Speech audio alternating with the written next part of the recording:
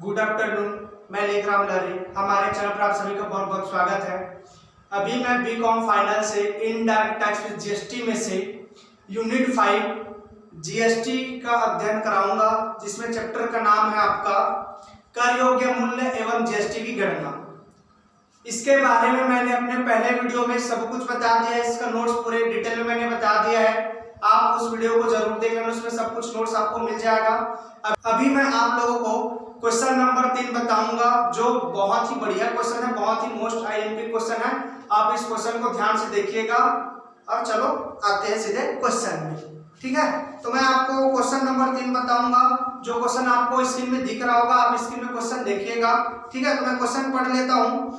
Body and mind एक शारीरिक चुस्ती फुर्ती प्रदान करने का केंद्र है, जो अपने यहाँ शारीरिक एवं मानसिक स्वस्थता के विभिन्न कार्यक्रम एवं सेवा प्रदान करता है।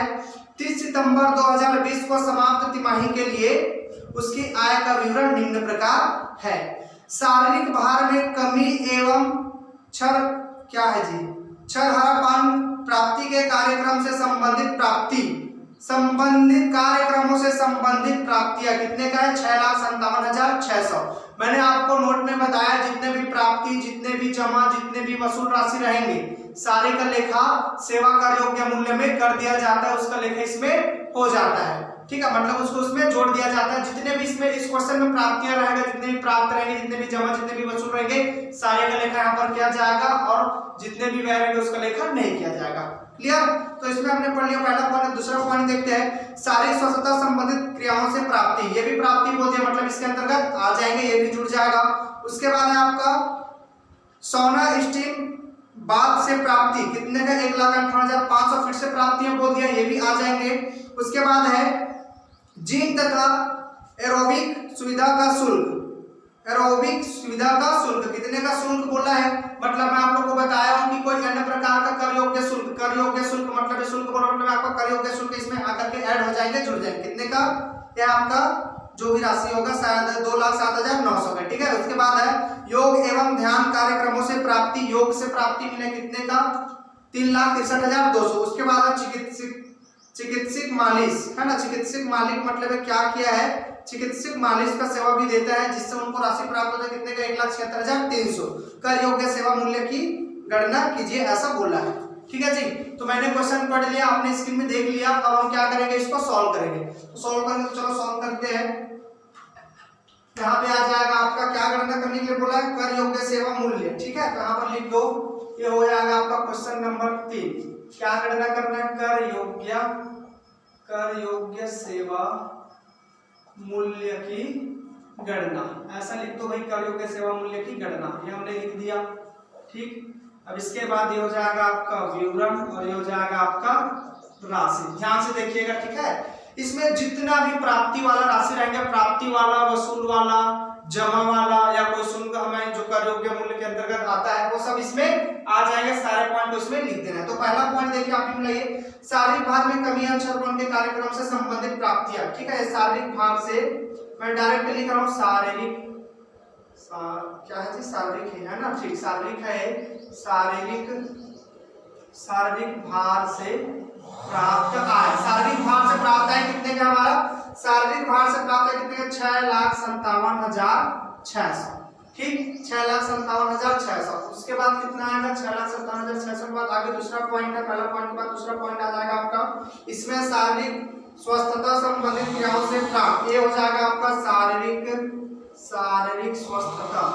ठीक है, स्वस्थता से प्राप्त, शारीरिक स्वस्थता से प्राप्त कितने का? आपका 4,42,000। ये भी इसमें आ जाएंगे 4,42,300। 4,42,300 इसमें आ जाएंगे।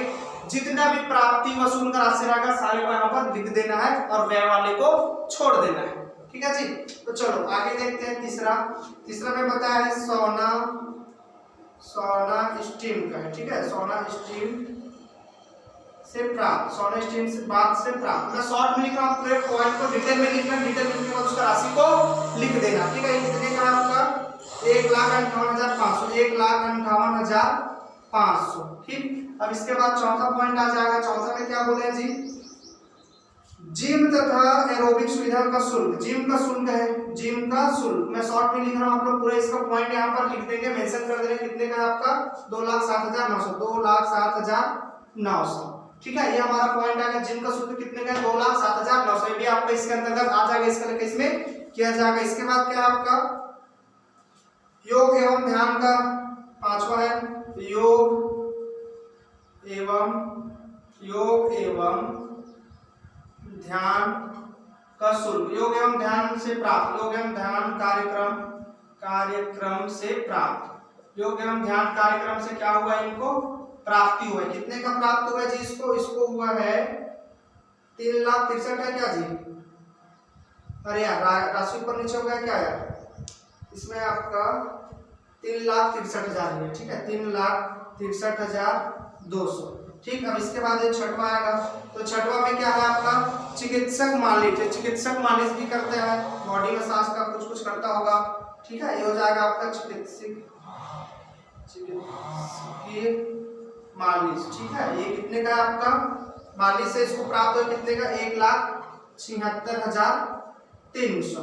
ठीक, ये हमारा क्या होगा सारे का लेखा हमने कर लिया। जितना भी आपको प्राप्त रहेगा, जितना आपको वसूल होंगे, जितना भी आपकी जमा राशि रहेगी या शुल्क रहेगा, उसका लेखा इसमें किया जाता है, बाकी का लेखा देख करके किया जाता है। ठीक है, आई मीन उसको देखेंगे, व्यय होगा तो छोड़ देंगे, आय लाभ प्राप्त रहेगा तो उसका लेखा इसमें कर दिया जाएगा। ठीक है, अब ये हमने सारे को तो लिख लिया, क्या करना सारे को टोटल करना, तो सारे को टोटल कर लेते हैं, सारे को टोटल करते हैं तो हो जाएगा आपका 6,57,600 प्लस करो 4,42,300, इसके बाद आएगा 1,58,500, इसके बाद आएगा 2,07,900, इसके बाद आएगा 3,63,200, इसके बाद आएगा 1,76,300, ये आएगा तुम्हारा 20 लाख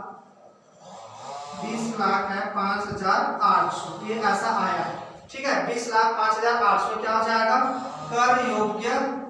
कर योग्य सेवा मूल्य, क्या हो जाएगा कर योग्य सेवा मूल्य कितना है 20,05,800, क्या हो जाएगा आपका कर योग्य सेवा मूल्य हो जाएगा। ठीक है, अब इसी में हमको क्या निकालना है जीएसटी निकालना, तो क्या करेंगे जीएसटी निकालेंगे, तो जीएसटी का दर इसमें नहीं दिया है। तो कल फर्स्ट वीडियो मैंने आपको बताया कि अगर प्रश्न में जीएसटी का दर नहीं देगा तो आपको कितना परसेंट दर लगाना होगा 18%, तो आप लगा दो इसी में 18%, तो आ जाएगा आपका 20,05,800 का कितना परसेंट 18% जीएसटी, बताओ कितना आएगा जी, इसका निकाल दो 18% जीएसटी, ये आएगा आपका 3,61,044, से क्या हो जाएगा आपका देव जीएसटी। ये हमारा सवाल बन गया, इतने में हमारा सवाल खत्म।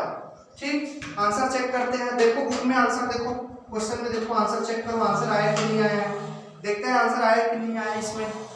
इसमें आंसर आया आपका 20,05,800, ये वाला आंसर दिया, ये वाला आंसर नहीं दिया। ठीक है, तो इसी का 18% निकाल लेना, इसी का 18% निकालोगे तो इतना आएगा, वही क्या कहलाएगा आपका देव जीएसटी। ठीक है, तो ये हमारा क्वेश्चन तो बन गया। मैंने ये क्वेश्चन में आपको बताया कि जितना वसूल, जितना प्राप्त, जितना जमा या शुल्क रहेगा आपका वो इसके अंतर्गत आकर के जुड़ जाता है। जुड़ने के बाद क्या करते हैं कर योग्य मूल्य सेवा निकाल देते हैं। अब इसी कर योग्य मूल्य सेवा का 18% जब सेवा की गणना करेंगे, कर योग्य सेवा मूल्य की गणना करेंगे, तो इसी का कर योग्य मूल्य सेवा का 18% आप क्या निकाल दोगे दे जीएसटी निकाल दोगे, जो भी आएगा यहाँ पर लिख देना, उसके बाद इसको पेक कर देना, आपका क्वेश्चन कंप्लीट हो जाएगा। ठीक है, तो ठीक है, ये हमारा तो कंप्लीट हो गया। तो हम उम्मीद करते हैं कि हमने अभी जो आपको बताया आपको अच्छे से समझ में आया होगा।